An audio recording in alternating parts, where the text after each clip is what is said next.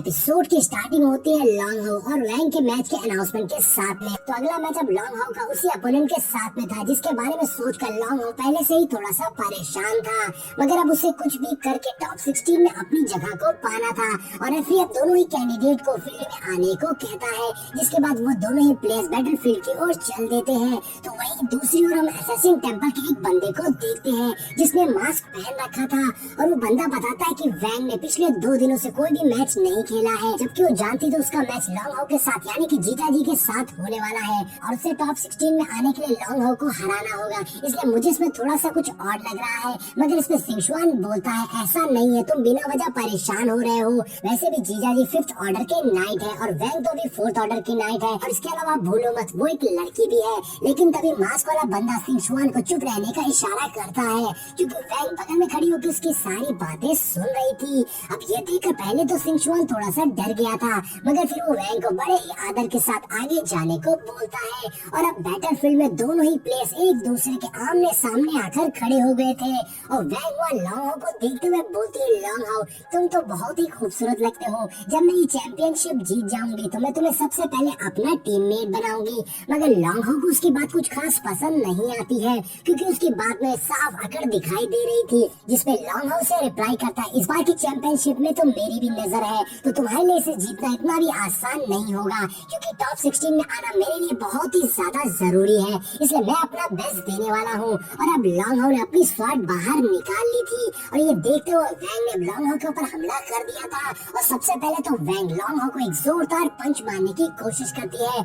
जिसे long how ने अपनी शील्ड से रोक लिया था, जिसके बाद दोनों में फाइट स्टार्ट हो गई थी। और लॉन्ग हाउ अपनी स्वॉर्ड से फाइट कर रहा था, मगर वैंग बिना किसी वेपन के फाइट कर रही थी। और तभी लॉन्ग हाउ जंप करके पीछे हो जाता है, मगर वैंग उसे मौका न देते हुए दोबारा से उसके ऊपर पंच मारती है। और यहाँ पर लॉन्ग हाउ को समझ में आ गया था कि वैंग ने लिक्विड स्पेशल पावर का यूज किया है, इसीलिए उसका पंच इतना ज्यादा खतरनाक है कि लॉन्ग हाउ की शील्ड भी टूट गई थी। और तभी वैंग बोलती है, तुम्हें मैं बताना भूल गई कि पिछले 2 दिनों से मैंने मैच नहीं खेला, क्योंकि मैं ब्रेक थ्रू कर रही थी, और फाइनली मैंने लेवल 5 पे ब्रेक थ्रू कर लिया है, तो इसलिए अब टॉप 16 में आना मेरा तो कंफर्म हो गया है। और वैंग ये बोलते हुए दोबारा से लॉन्ग हाउ के ऊपर हमला करने जाती है, तो लॉन्ग हाउ भी अपनी स्वॉर्ड के साथ उससे फाइट करने को तैयार था, मगर यहाँ वैंग का अटैक बहुत ही ज्यादा जबरदस्त था कि उसका ऑरा बाहर बैठी ऑडियंस को भी महसूस होता है, और दोबारा से वैंग लॉन्ग हाउ के ऊपर हमला करती है, लेकिन यहाँ उसके अटैक बहुत ही ज्यादा किलर थे।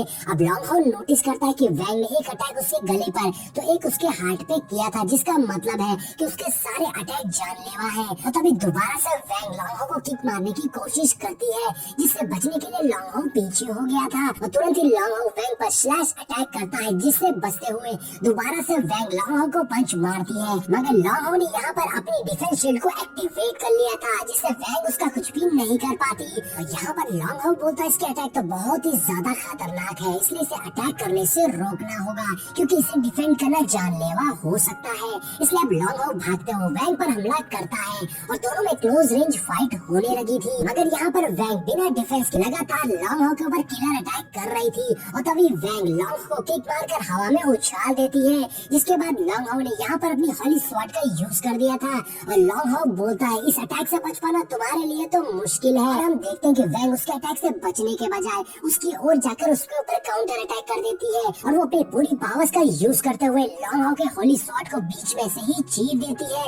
अब ये देखकर तो लॉन्ग हाउ के भी होश उड़ गए थे, और तभी वैंग लॉन्ग हाउ के ऊपर लिक्विड स्पेशल पावर का पंच मारती है, और इससे बचने के लिए लॉन्ग हाउ ने अपने शील्ड को एक्टिवेट कर लिया था, मगर वैंग हार ना मानते हुए उसके डिफेंस शील्ड पर हमला कर देती है, और लगातार उस पे पंच की बारिश कर रही थी, जिससे लॉन्ग हाउ की शील्ड क्रैक होने लगी थी। और तभी अचानक से लॉन्ग हाउ की शील्ड बीच में से टूट जाती है, और लॉन्ग हाउ जाकर नीचे बैटलफील्ड में गिरता है। ये देखकर तो ऑडियंस भी बिल्कुल हैरान रह गई थी। वहीं लॉन्ग हाउ को भी समझ में नहीं आ रहा था कि वो वैंग वन पर हमला कर रहा है, लेकिन वैंग वन की स्ट्रेंथ तो बढ़ती ही जा रही है।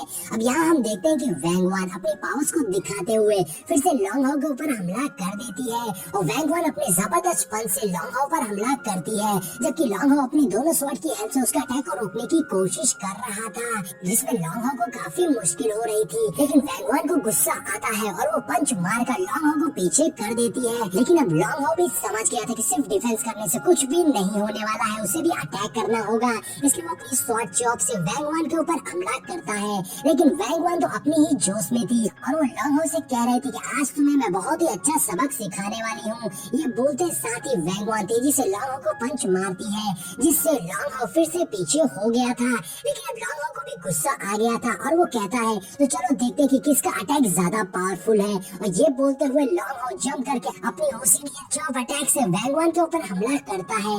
लेकिन वैंग वन भी कुछ कम नहीं थी और वैंग वन अपने पंच से ही लॉन्ग हाउ के अटैक को रोक लेती है। और वैंग वन कहती है ये अटैक बिल्कुल यूजलेस था, इस तरह के अटैक से तो तुम किसी को भी नहीं मार सकते हो, बल्कि इन अटैक से तो मुझे और भी ज्यादा पावर्स मिलेगी। और वहाँ हम देखते हैं कि हर तरफ फायर एनर्जी निकल रही थी और अब वैंग वन ने लॉन्ग हाउ के अटैक से काफी पावर्स जनरेट कर ली थी, जिसका यूज करके वैंग one animal power buster attack से लॉन्ग हाउ के ऊपर अटैक कर देती है। और वो अटैक बहुत ही ज्यादा पावरफुल था, जिसका लॉन्ग हाउ भी अंदाजा नहीं लगा सकता था। और लॉन्ग हाउ अपनी दोनों स्वॉर्ड से उसके अटैक को डिफेंस करने की कोशिश करता है। लेकिन यहाँ हम देखते हैं कि वैंग वन का अटैक आकर लॉन्ग हाउ के डिफेंस से टकराता है, जिससे एक ही झटके में लॉन्ग हाउ की दोनों स्वॉर्ड टूट जाती है और लॉन्ग हाउ जाकर पीछे गिरता है। और अब लॉन्ग हाउ के भी होश उड़ गए थे। और वहीं हम एक मास्टर को देखते हैं जो वैंग वन की पावर्स को देखकर हैरान होते हुए कहते हैं ये लिटिल गर्ल तो स्प्रिंग के जैसे है, ये जितना इंजर्ड होती है उतना ही ज्यादा स्ट्रॉन्ग बन जा रही है, क्या ये स्पेशल साइकिक है।